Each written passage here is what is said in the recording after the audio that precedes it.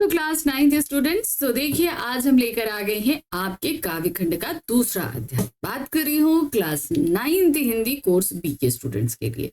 तो आप सभी की दो बुक्स चलती हैं, एक है स्पर्श और दूसरी है संचयन। और बात करें अगर क्वेश्चन की एग्जाम्स में किस तरीके के क्वेश्चंस आने हैं, तो इनमें क्वेश्चंस आपके दोनों तरीके से आएंगे, यानी कि ऑब्जेक्टिव और सब्जेक्टिव दोनों तरीके के प्रश्न आने। लेकिन स्पर्श बुक से आपके ऑब्जेक्टिव सब्जेक्टिव दोनों आएंगे, लेकिन संचयन से सिर्फ आपके सब्जेक्टिव क्वेश्चंस आने वाले हैं। तो इसी आधार पे हमने देखिए ऑब्जेक्टिव क्वेश्चंस तो आपको करा दिए जो कि आपकी स्पर्श बुक से थे। अब बात चलती है कि वर्णात्मक प्रश्न। तो वर्णात्मक प्रश्न भी देखिए हमने शुरू किए। सबसे पहले हमने अपनी स्पर्श बुक ली। स्पर्श बुक का हमने गद्य खंड कंप्लीट कराया, 5 चैप्टर थे। फिर हमने शुरू किया काव्य खंड। काव्य खंड का अभी तक हम पहला चैप्टर करा चुके हैं, यानी कि बुक का हमारा छठा अध्याय रैदास के पद के हम मोस्ट इंपॉर्टेंट क्वेश्चन यानी कि वर्णात्मक प्रश्न करा चुके हैं। अब हम करने के लिए जा रहे हैं इसके 7वां अध्याय। 7वां अध्याय कौन सा है? रहीमदास के दोहे। तो रहीमदास जी के दोहे हमने यहाँ पर पढ़े। कई तरीके के अलग अलग दोहे दिए हुए थे, बहुत सारे दोहे थे। तो इन दोहों को हमने लाइन वाइज पढ़ा, पूरा डिटेल में मैंने हर एक चीज आपको समझाई, जो उन पंक्तियों का अर्थ था, जो उनका आश्रय था, सब कुछ अच्छे से समझाया। अब बढ़ते हैं हम इनमें आने वाले प्रश्नों, क्योंकि भाई मल्टीपल चॉइस क्वेश्चन तो कर चुके हैं, लेकिन अब इससे वर्णात्मक प्रश्न किस तरीके से पूछे जाएंगे, क्योंकि काव्य में अक्सर आप उनके आंसर्स लिखने में गड़बड़ी कर देते हो। तो इन्हीं को आपको सीखना है, थोड़ी सी प्रैक्टिस करना, ध्यान से देखना, अच्छे से कर लोगे। ठीक है, तो चलिए शुरू करते हैं। पहला प्रश्न है यहाँ पर, रहीम जी मन के कष्ट को दुनिया से बताने को क्यों मना कर रहे हैं? हमारे मन में अगर कोई तकलीफ होती है तो वो कह रहे हैं सबको मत बताओ। इसका रीजन ये है कि ये दुनिया जो है, अगर आपकी तकलीफ जानेगी तो वो हंसेगी और सबको बताएगी हंस हंस के, मगर आपकी तकलीफों को कोई दूर नहीं करेगा। इसीलिए अपने मन की बात को, अपने मन की तकलीफों को अपने अंदर ही रखना चाहिए। रहीम जी अपने मन के कष्ट को दुनिया से बताने से इसलिए मना कर रहे हैं क्योंकि उनके अनुसार लोग आपके कष्ट को जानने के बाद केवल आप पर हंसेंगे। इस दुनिया में आकर कष्ट को बांटने वाला कोई भी नहीं, यानी कि आपकी तकलीफों को कोई दूर नहीं करेगा, सिर्फ आपको हंसी का पात्र बनाएगा। रहीम जी प्रेम के रिश्तों को तोड़ने से मना क्यों करते हैं? क्योंकि भाई प्रेम के रिश्ते एक तो अनमोल होते हैं। प्रेम वही उन्हीं से होता है जो बहुत ही हमारे लिए कीमती होते हैं, और जब ये रिश्ते इतने अनमोल हैं तो हमेशा इनको बचा कर रखना चाहिए। कोई ऐसा काम नहीं करना चाहिए जिससे इनको ठेस पहुंचे और ये टूट जाए, क्योंकि ये हमसे ताउम्र हमारे साथ रहते हैं, हमारे सुख में, हमारे दुख में हमेशा हमारा साथ देते हैं। रहीम जी कह रहे हैं कि यह प्रेम रूपी धागा इतना अनमोल और कोमल है कि यह एक बार टूटने पर दोबारा बहुत मुश्किल से जुड़ता है, और अगर जुड़ भी जाए तो फिर इस रिश्ते में या इस धागे में पहले जैसी बात नहीं होती। इसीलिए रहीम जी प्रेम के रिश्तों को तोड़ने से मना करते हैं कि भाई अगर आप अविश्वास करोगे, टूट जाएगा, तो फिर वो जुड़ नहीं पाएगा, और अगर आपने जोड़ा तो वो पहले जैसा प्रेम और विश्वास नहीं रह जाता है। रहीम जी क्यों कह रहे हैं कि जड़ सींचने से फल और फूल भी तृप्त हो जाते हैं? देखिए, काम हमेशा एक एक करके करना चाहिए। अब अगर एक साथ आप सारे काम करोगे तो कोई भी काम नहीं हो पाएगा। ठीक है, तो काम एक करो जिससे और धीरे धीरे आगे के काम भी सधने लगते हैं। ठीक है, रहीम जी ये कहना चाह रहे हैं कि एक बार में एक ही काम करना चाहिए। जिस प्रकार एक बार में जड़ सींचने से उसके फल फूल तृप्त हो जाते हैं, ठीक उसी प्रकार एक बार में काम करने से वह काम अवश्य सफलता को प्राप्त करता है। अब एक साथ आप कई सारे काम करो तो कुछ नहीं हो पाएगा, मगर एक एक करके करोगे तो सारे काम हो जाएंगे, जबकि एक बार में एक से ज्यादा काम करने से आपके सारे काम असफलता को प्राप्त हो। रहीम ने सागर की जगह कीचड़ के पानी को ज्यादा महत्व क्यों दिया है? सागर का पानी नमकीन होता है। कोई प्यासा व्यक्ति अगर उसके पास जाए तो क्या वो उसकी प्यास बुझा सकता है? बिल्कुल नहीं बुझा पाएगा। लेकिन कीचड़ का पानी जो है वो गंदा जरूर होता है, मगर प्यासे की प्यास बुझा सकता है ना? कितने जानवर उसके से अपनी प्यास बुझा लेते हैं। इसीलिए उन्होंने क्या कहा कि बड़ा होने से मतलब नहीं है, आप कितना उपयोगी हैं दूसरों के लिए, ये ज्यादा मतलब रखता है। रहीम जी ने सागर की जगह कीचड़ के पानी को ज्यादा महत्व इसलिए दिया है क्योंकि कीचड़ का पानी थोड़ा होते हुए भी किसी की प्यास बुझाने में सक्षम है। लेकिन सागर अथाह होते हुए किसी की प्यास नहीं बुझा सकता। तो आप बड़े बनो, लेकिन ऐसा बनो कि दूसरों के काम आ सको। छोटे ही रहो मगर काम आ सको। रहीम ने सुई को तलवार की अपेक्षा अधिक श्रेष्ठ क्यों कहा है? क्योंकि सबकी उपयोगिता अपनी अपनी जगह होती है। जो चीज जहां के लिए उपयोगी होती है वही होती है। अब सुई का काम क्या है? कपड़े को जोड़ना। तलवार का काम क्या है? काटना। अगर किसी चीज को जोड़ना हो तो उस जगह तलवार काम नहीं हो सकती। इसीलिए सामने बड़ी चीज के आते ही छोटी की उपेक्षा हमें कभी नहीं करनी चाहिए, क्योंकि छोटा हो चाहे बड़ा, सबकी अपनी अहमियत होती है। रहीम जी सुई को तलवार की अपेक्षा अधिक श्रेष्ठ इसलिए बता रहे हैं क्योंकि रहीम जी के अनुसार हमको अमीर होने का घमंड नहीं करना चाहिए और गरीबों का निरादर नहीं करना चाहिए, क्योंकि जहां सुई का काम है वहां तलवार का कोई महत्व नहीं।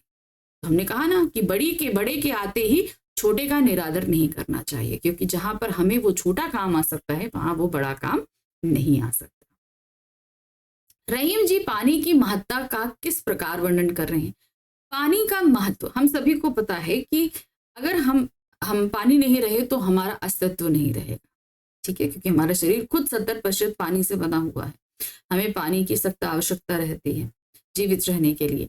तो उन्होंने कहा कि उस महत्व को दर्शाने के लिए उन्होंने बताया कि मनुष्य के अंदर अगर उदारता नहीं है तो ऐसा मनुष्य होना बेकार है। मोती में अगर चमक नहीं है तो उसकी कोई अहमियत नहीं है।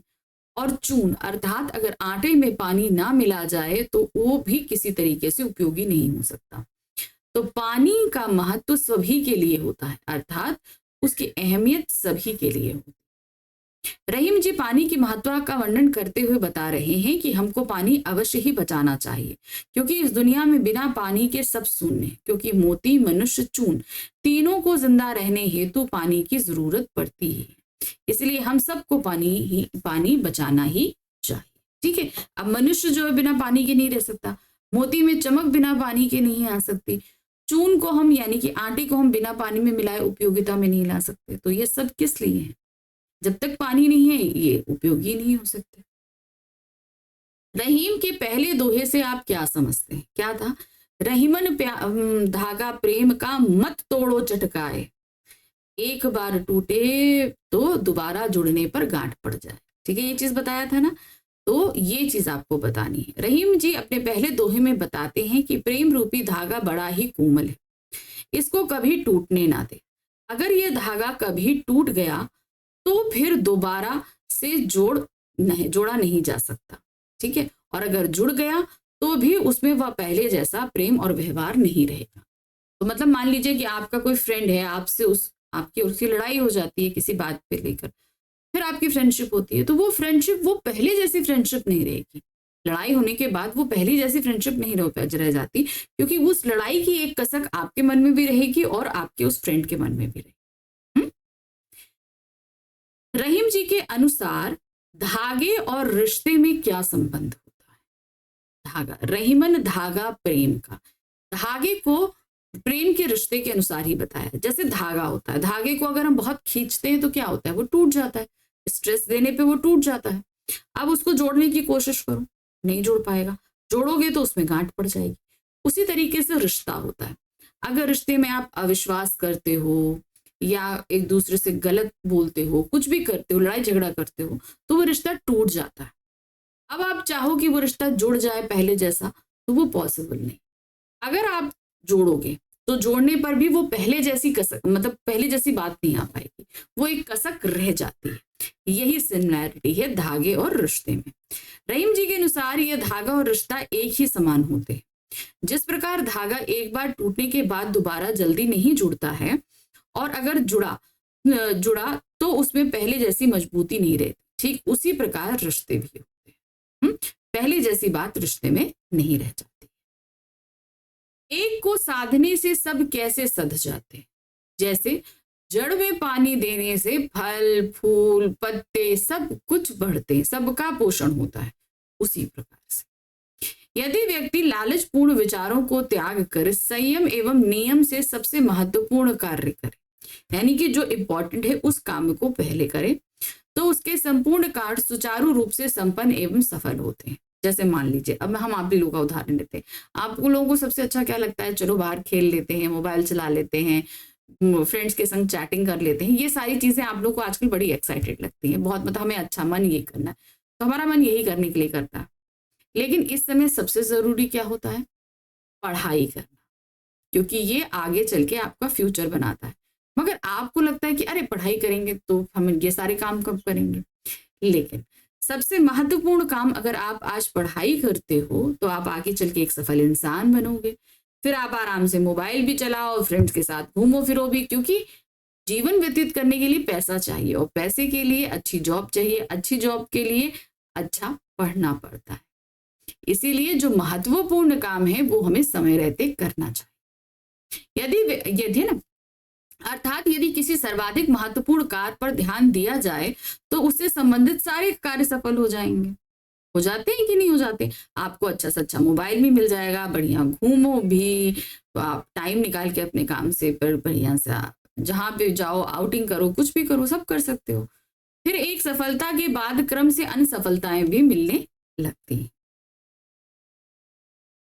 कवि रहीम के अनुसार विपत्ति में हमारा सहायक कौन होता है तथा किस तरह के लोग चित्रकूट आते हैं? तो विपत्ति में हमारा सहायक हमारे द्वारा संचय की गई हमारा धन ही होता है। जब हमारा समय हम कमाते हैं तो कहते हैं ना सेविंग करो, तो वो संचय किया गया धन ही हमारे बुरे समय में काम आता है। और कोई भी व्यक्ति अगर बुरे समय से गुजर रहा है, विपत्ति से गुजर रहा है, तो वो चित्रकूट ही जाना चाहता है। क्योंकि राम जैसे भगवान पे जब विपत्ति आई थी तो उन्होंने अपने उस कठिन समय को चित्रकूट में ही व्यतीत किया था। कवि रहीम के अनुसार विपत्ति के समय हमारी अपनी संपत्ति, धैर्य, प्रार्थना, साधना ही हमारे सबसे महत्वपूर्ण सहायक होती है। विपत्ति में पड़े हुए लोग चित्रकूट आते हैं। कवि ने संबंधित दोहे में बताया है कि वनवास मिलने पर अयोध्या नरेश भगवान राम ने भी कुछ दिनों के लिए चित्रकूट में निवास किया था। यानी कि लोग जब बहुत विपत्ति आती है तो मन विचलित होता है, तो उस विचलित मन को शांति जो है चित्रकूट जैसे वन में ही प्राप्त होती है। रहीमन पानी राखिया दोहे के माध्यम से कवि मनुष्य को क्या प्रेरणा देना चाहता है तथा बिना पानी वाले मनुष्य से कवि का क्या आशय? पानी की महत्ता को समझाने की कोशिश करिए। रहीमन पानी राखिए दोहे के माध्यम से कवि मनुष्य को यह प्रेरणा देना चाहता है कि मनुष्य को अपना मान सम्मान बनाए रखना चाहिए। पानी अर्थात मान सम्मान, क्योंकि मान सम्मान ही मनुष्य के जीवन में सर्वाधिक मूल्यवान संपत्ति है। जैसे हमारे जीवन में सबसे मूल्यवान क्या? पानी है। तो मनुष्य का अगर मान सम्मान नहीं है तो उसे कोई कहीं पे भी जो है सम्मान नहीं देगा, तो फिर उसका मनुष्य होना बेकार है। बिना पानी वाले मनुष्य से कवि का आशय ऐसे व्यक्ति से है जिनके पास स्वाभिमान या आत्मसम्मान नहीं। प्रश्न संख्या 12 है, रहीम ने पशु से भी तुच्छ किसे माना है और क्यों? रहीम ने पशु से भी तुच्छ मनुष्य को माना है। हिरन जब किसी संगीत पर रीझता है तो अपने प्राण तक, अपने शरीर तक को त्याग देता है, लेकिन मनुष्य को अगर कोई चीज अच्छी लगती है तो वो कुछ देना तो दूर, वो प्रशंसा के 2 बोल तक नहीं बोलता है ना। रहीम के अनुसार जो मनुष्य कला पर रीझने के पश्चात भी कला की कद्र नहीं करता, कलाकार को कुछ दान नहीं देता, वह कंजूस और शुद्र है। जबकि पशु होते हुए भी हिरण वाद्य यानी बाजे पर मोहित होकर अपने प्राण तक त्याग देता है, संगीत पर रीझ कर भी वो अपने प्राण त्याग देता है। इसलिए मनुष्य जो है वो पशु से भी तुच्छ। लघु वस्तु का तिरस्कार क्यों नहीं करना चाहिए? क्योंकि हर एक चीज की अपनी एक जगह होती है ना।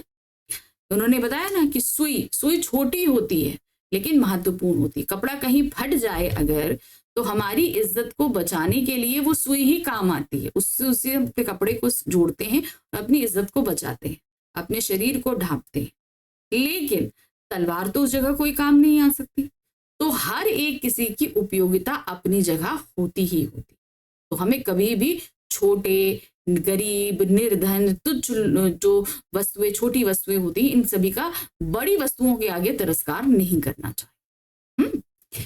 कवि रहीम का मानना है कि प्रत्येक छोटी बड़ी वस्तु की अपनी अलग अलग उपयोगिता होती है, इसीलिए कभी भी धनी या शक्तिशाली मित्रों को पाकर निर्धन या कमजोर मित्रों को नहीं भूलना चाहिए। इसके लिए रहीम सुई और तलवार का उदाहरण देते हुए कहते हैं कि जहां सुई का काम होता है वहां तलवार व्यर्थ हो जाती है। इस प्रकार रहीम इस उदाहरण के माध्यम से समाज के सभी ही के सम्मान का संदेश देते हैं। समाज में जितने हैं, चाहे अमीर हो, गरीब हो, निम्न जाति के हों, उच्च जाति के हों, किसी का भी निरादर नहीं करना चाहिए। रहीम के अनुसार किसी व्यक्ति की योग्यता या गुण से प्रसन्न होने पर अन्य मनुष्य का क्या धर्म है। अब हम मान लीजिए कि कोई व्यक्ति बहुत अच्छा गा रहा है, बहुत अच्छा डांस कर रहा है, तो हमें उसकी कला की कद्र करनी चाहिए, प्रशंसा करनी चाहिए, अप्रिशिएट करने के लिए उसे इनाम देना चाहिए, ठीक है ना। रहीम के अनुसार किसी व्यक्ति की योग्यता या गुण से प्रसन्न होने पर अन्य मनुष्य का यह धर्म होना चाहिए कि उन्हें गुणी व्यक्ति के कल्याण के लिए प्रेम पूर्वक दान या धन अर्पित करना चाहिए, क्योंकि गुणी या कलाकार व्यक्ति की योग्यता को सम्मान देने का यह सबसे सरल तरीका है, सबसे आसान तरीका होता है। प्रशंसा कीजिए, जो आपसे बन पड़ता है वो आप दान में दीजिए। रहीम की भाषा पर अपने विचार व्यक्त कीजिए। तो रहीम जी के हम लोगों ने इतने सारे दोहे पढ़े, अब इनकी भाषा पर हमें एक टिप्पणी करनी है, ठीक है। देखिए क्या है। रहीम भक्ति काल के बहुत लोकप्रिय कवि थे। ये अरबी, फारसी, संस्कृत और हिंदी आदि अनेक भाषाओं के जानकार थे। इन्होंने ब्रज तथा अरबी, अवधी दोनों भाषाओं में काव्य रचना करी है। तो रहीम जी ने ब्रज भाषा में भी लिखा है और अवधी भाषा में भी लिखा है। इनके द्वारा रचित बैरवे अवधी भाषा में तथा दोहे, कवित्त, सवैये आदि ब्रज भाषा में। इनके दोहे भाव एवं शैली की दृष्टि से अत्यंत विशिष्ट है। जो इनमें भाव निकल के आते हैं वो बिल्कुल अलग है। जिनकी भाषा सहज, स्वाभाविक तथा मर्म स्पर्शी है। इनकी भाषा में लयात्मकता का गुण है, यानी कि इसे आप जो है संगीत में भी पिरो सकते हैं। आपने इसमें देखा है कि रहीम जी के बहुत सारे ना, रहीमन, आपने ये सुना भी होगा, रहीमन धागा प्रेम का मत तोड़ो चटकाए। तो इस पे जो है ना संगीत भी बन सकता है, आप इसे गा भी सकते हो, उसमें लयात्मकता है। तो ये थे हमारे रहीम दास जी के दोहे, जिनके माध्यम से हमने आज ये पार्ट कंप्लीट किया। आई होप आपको बहुत अच्छे से समझ में आया होगा, ठीक है। तो बस इसी तरह पढ़ रहे हैं। अब हमारे पास हमारा जो नेक्स्ट चैप्टर है वो है गीत अगीत। तो अगर आपने ये चैप्टर नहीं पढ़ा है तो अच्छे से पढ़ के रखिए। नेक्स्ट टाइम हम लेके आएंगे इसके मोस्ट इंपॉर्टेंट क्वेश्चन, ठीक है। तब तक फटाफट चैनल को लाइक करिए, सब्सक्राइब कीजिए और शेयर करिए। हम मिलते हैं अगले। Thank you for watching, bye bye.